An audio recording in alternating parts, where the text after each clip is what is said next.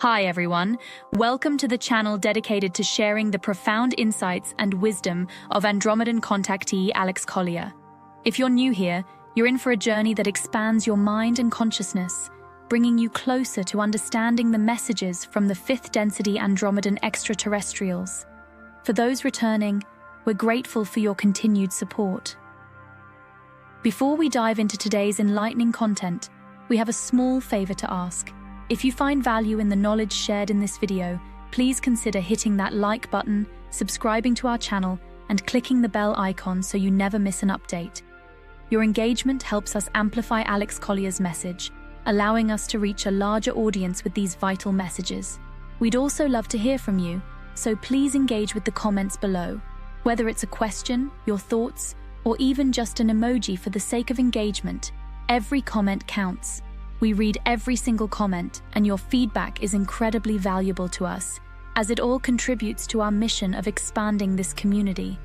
So please don't hesitate to leave your thoughts below.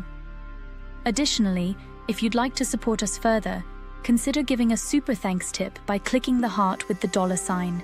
This small gesture allows us to continue bringing you more of Alex's messages, unfiltered and directly from his lifelong experiences with the Andromedans. Today's video includes a compilation of several of the many important questions Alex Collier has received over the past few years, so please sit back, relax, and enjoy today's video.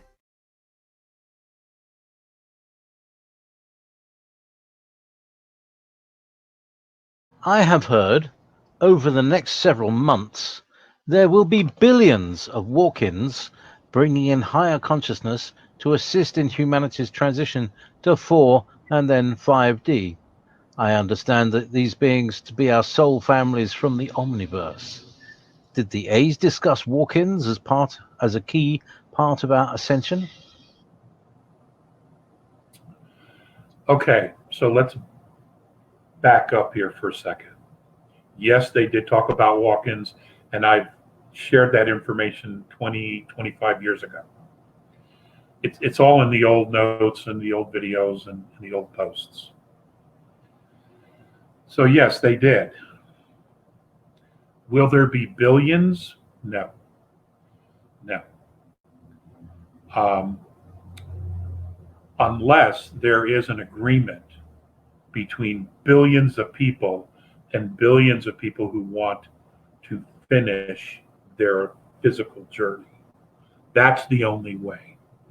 And if you've looked at the consciousness on this planet, it is probably not likely that billions of people have made that agreement, because they don't freaking know who they are. So let's just back up here. Is it possible that it could be millions? Yes, that's possible.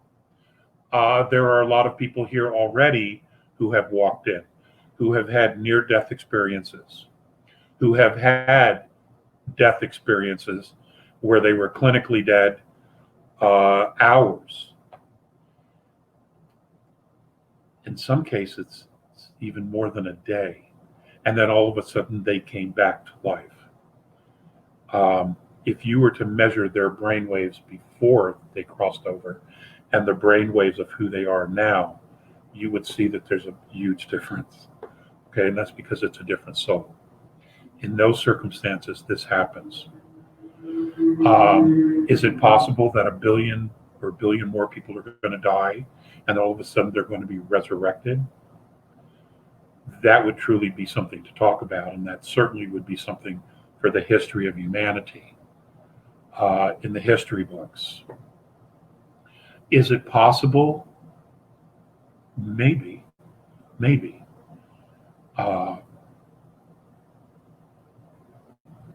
Because what you're talking about is a very highly evolved soul walking into a third/4th density physicality. There would have to be some significant adjustments to the DNA in order for our physical bodies now to hold the frequency of those beings. Many of the physical forms we have today are so toxic and so damaged that it would be really interesting to see if they could actually hold the frequency of the soul in the physical body. Maybe with the med beds that's possible.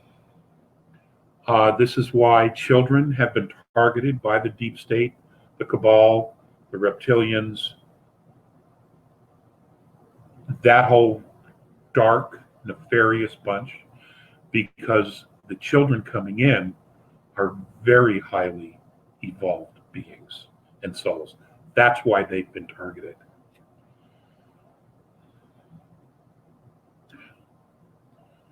And I don't want to get too far into that because that's a very dark subject and that's a very dark place to go. But you know what I'm talking about. This is this very, very smart group. You know what I'm talking about there. So, you know, looking at this scenario today,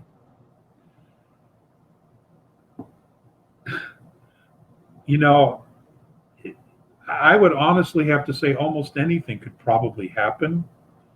I do not know how likely it is that billions and billions would walk in. It wouldn't take billions to do this, to do the work.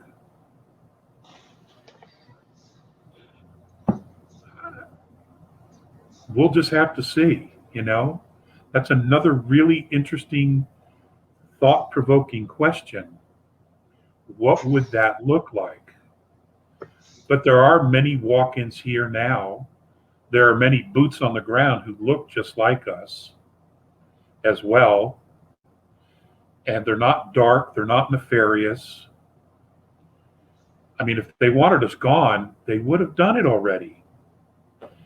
But that's not what they're trying to do. They're actually trying to help and to sustain humanity, not only through this process of evolution and spiritual conscious evolution and ascension,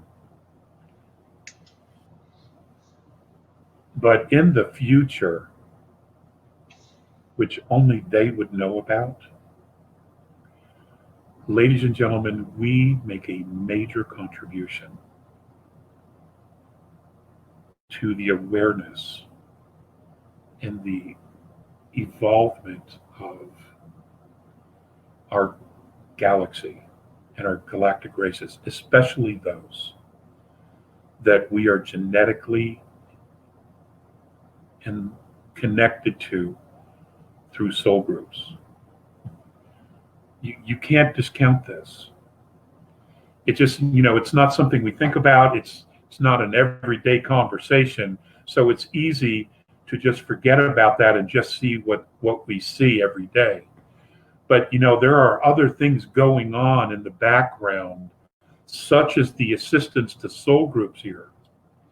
That's profound, absolutely profound. We can't even begin to comprehend the importance and the seriousness of this intervention and assistance. It's just not everyday conversation, so it's easy to forget that that's all going on in the background. It's not just about the physical. It's not. It's literally about changing the frequency of at least 22 different solar systems here and flipping a switch. And this affects the entire galaxy and all the races connected to it. You know, it's awesome. I mean, it's literally spectacular when you can understand it, at least the basic ramifications of this, not only the third density but the fourth density. It's really, really interesting. It's humbling, actually.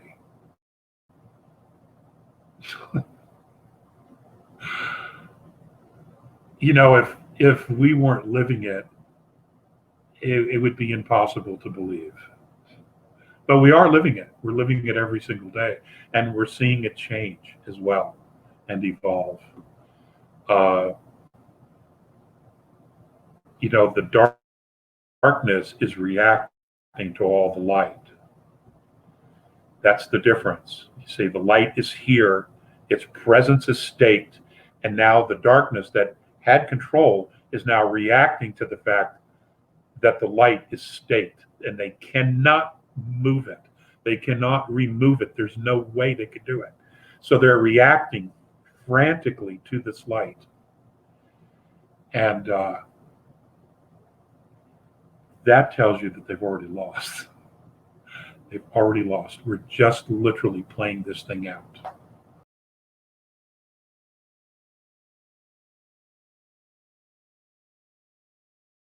How, says Nancy, will we experience emotions as we evolve to 4 and 5D? And how do the Andromedans' emotional bodies differ from Terrans? Okay. Wow. You all are on your game today. Good Lord. Not having been in fourth density, I don't know that I'm at all qualified to even answer that question. So when we get to that, it will be just an opinion, a supposition. On fifth density, however, that I have experienced.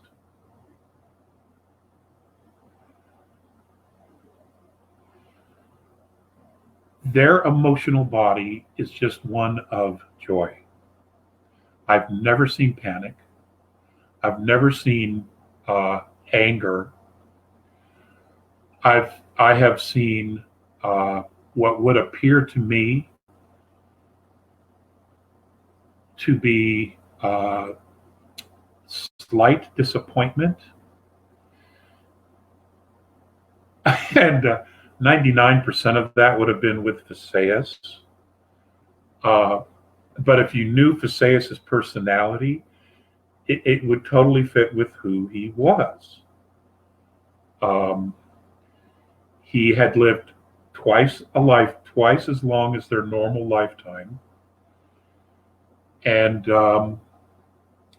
I think he wanted to retire, and he was pulled out of retirement to come here to Earth. He was also training other Andromedans in the art of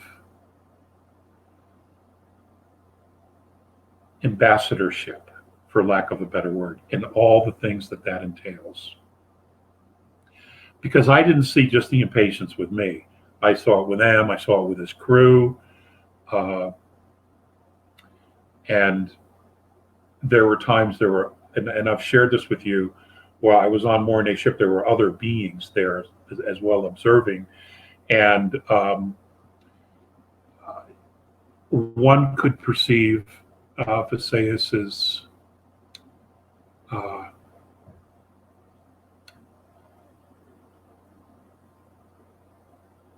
I don't want to say short-tempered, but I'm not exactly sure what the lack of patience. Let's just put it that way. Okay, that would probably be the best way to sum it up with him. Now, that's a unique situation. I've never seen that with anybody else that I came in contact with or was in the presence of. I only experienced profound curiosity, a wisdom that I simply don't know how to describe, and a generosity and a love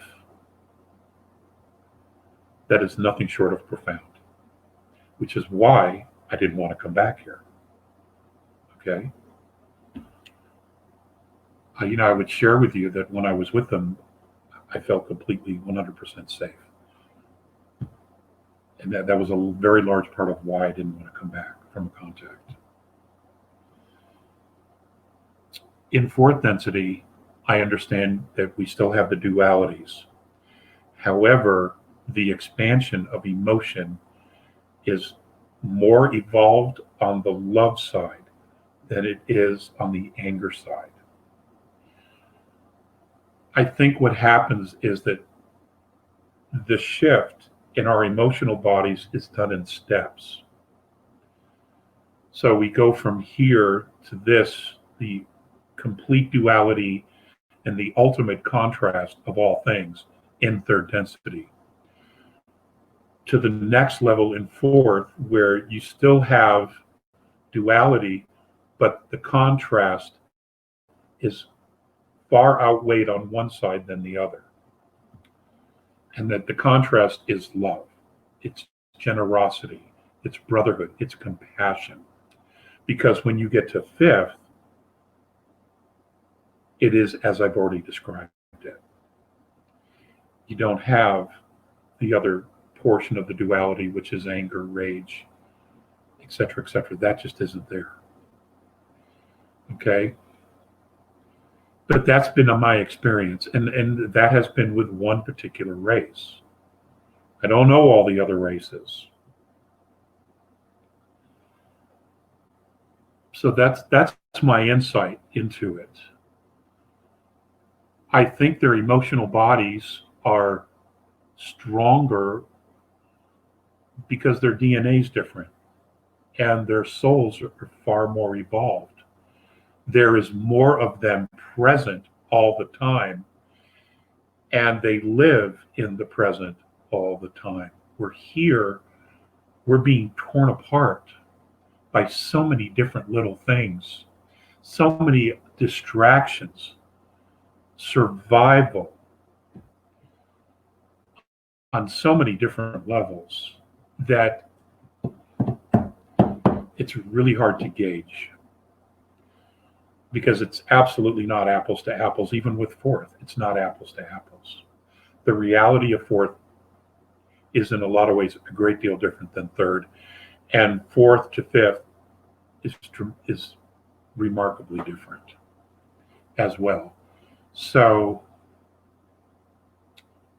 having said that, that's the best answer I can give you.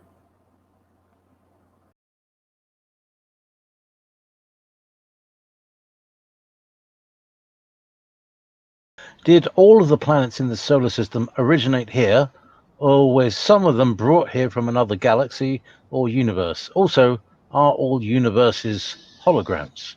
Thank you, Jane. Okay, I don't know about the universes. That's way above my pay grade presently. As far as from other galaxies, this I don't know. It's highly unlikely. It's more likely that planets that did not originate around our sun were brought here from other solar systems, or were floating around in our galaxy and were brought here. Now, I cannot speak to the original reason or the methods or the reasons behind why most solar systems are different from another. I do know that strategically, solar systems were created with specific planets brought in order to accommodate spacefaring nations that were passing through a particular part of our galaxy, aka our solar system, and they were going somewhere else. A point to rest, to stop, to pick up supplies, to regenerate. There are many, many different reasons to have specific planets here. For example, Uranus, Neptune, Saturn, Jupiter, Earth. They're predominantly water planets, water surface planets. There is water on these surfaces. Many of the moons in our solar system also contain water, but on the inside. This would be to house life forms, life forms can be used as consumables, as a food source. Okay? I'm not referring to the race, but what I'm referring to is the life.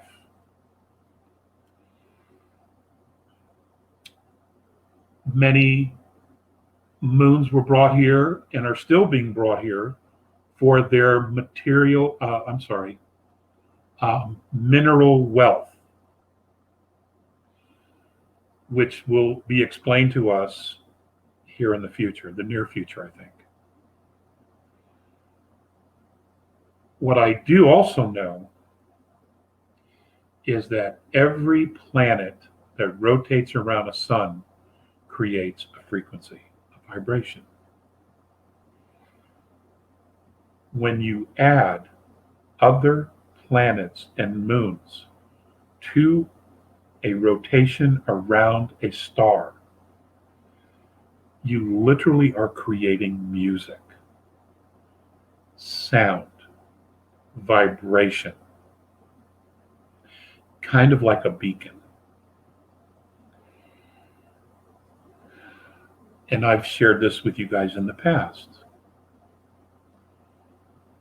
So whatever the original intent was for creating our solar system and the continued modifications to it, aka bringing in other moons, potentially another planet, was to create a new sound, a frequency, a song.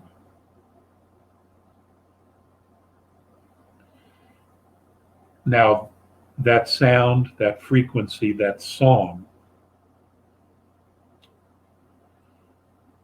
would also attract other, maybe potentially different life forms here.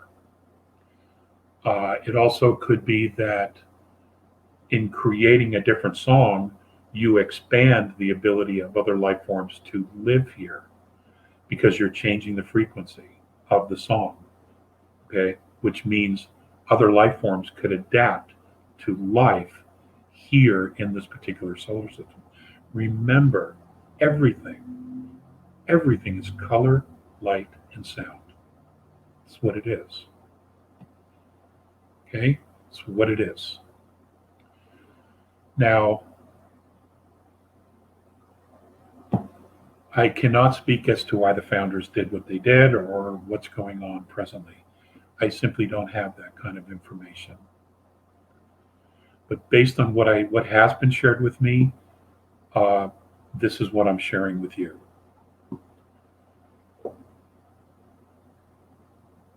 When a star goes nova,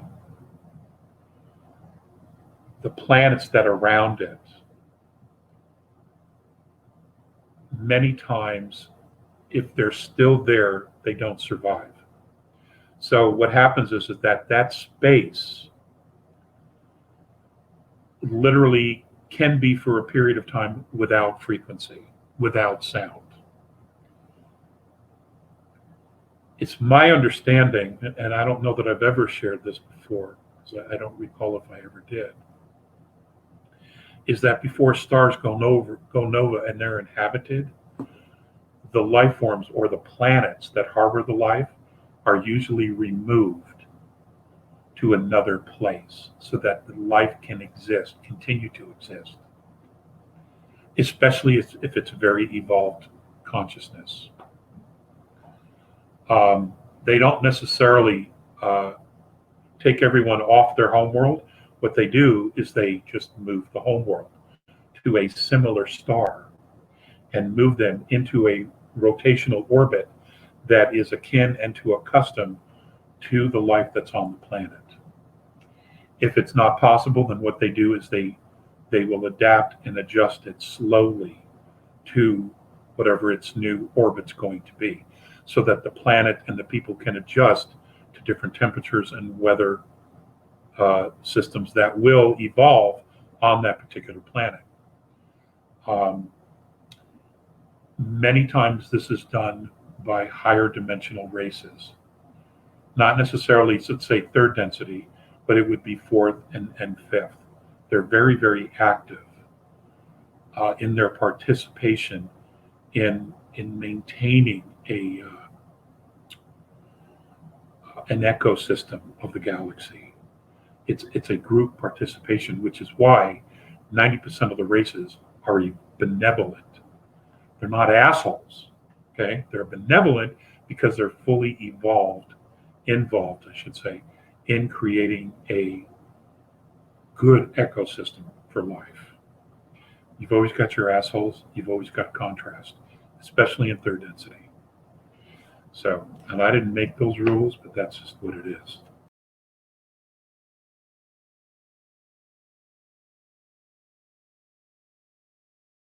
Alex, all the best. One of your Q&As, you mentioned that we can see an aura on some people. I saw a video where a Mexican wrestler's top half is digitized, but the bottom half looks normal. Also, above his head was what looked like a dark halo. He noticed the video man and hid. So maybe an infrared type camera can see these fakes? Is that right? Wow, that's an interesting thing. There is a video. Let me just if you have infrared, if you have Carillion film or a camera that they use to take pictures of auras, that technology has come along now, and that technology I think is being put into binoculars and regular digital cameras now, so that you can look through the lens and you can see. You will see people who don't have auras. You will see people that have an aura, a physical aura, but not around their head. Those would be the clones. Those that don't have a physical aura, those would be holographs. And those holographs would be projected around a different type of being that is not us.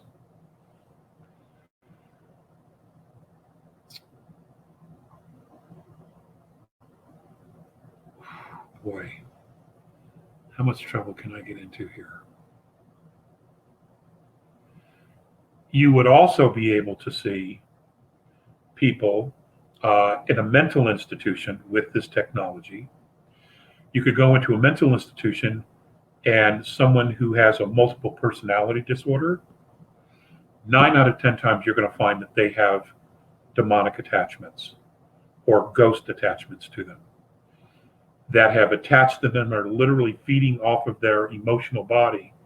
And this is why they appear to be crazy. This is a genuine phenomenon, and many ETs know this about our planet. There are also people who have demonic experiences.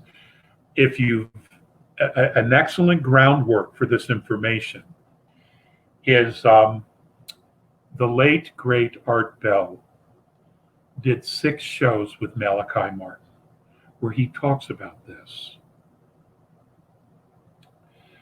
And they should make a college, university, PhD degree out of this information, because it explains so much about what's going on here on the planet. Art Bell, Malachi Martin, Father Malachi Martin.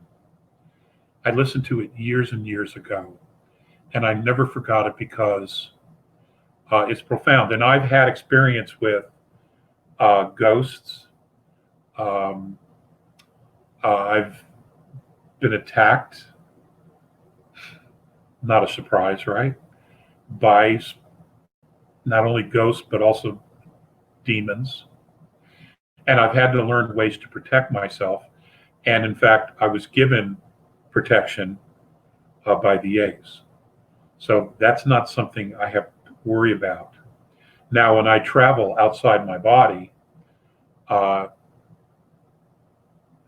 I soul travel, that's a very different experience. And maybe one day we'll talk about that. But it's real. It's all very, very real. For those of you who have dealt with ghosts, if you sage your home or your apartment at least every 8 to 10 days, they will stay out. They don't like the sage. 2, if you're concerned about them attaching to you and draining your energy and making your physical body sick, then what you do is you buy a blessed quince seed. This works. This absolutely works. The Ghost Whisperer, it was a TV series, is based on a true life and experience of a woman by the name of Marian Wiskowski. I cannot off the top of my head remember how to spell her name, but I have mentioned her in prior webinars. She's written books about this, and she also does a once or twice a month call in, like a Zoom, and she will tell you whether or not you have any entities in your home and what's going on with them. And guys, she's phenomenal. She is dead on phenomenal. And I'm saying this, hanging out with ETs, I'm telling you, she's phenomenal. She doesn't do psychic readings or any of that. This is her gift, is the ghosts, and portals in your home and how to close them, where things come in and out. This is all very real. So you might want to look her up. I think if you look up Ghost Whisperer on Amazon, or maybe just the internet, her information will come up. Marianne. She's the real deal, guys. She's the real deal. And she talks about how to get rid of them and the things that you have to do. And she'll even tell you who they are, where they came from. Amazing shit. Really, really amazing stuff. Thank you so much for watching today's video. If you found it insightful, please like the video, and if you haven't already, please subscribe to our channel and click the bell icon so you don't miss out on future updates. If you have any questions relating to today's video, please also leave them below.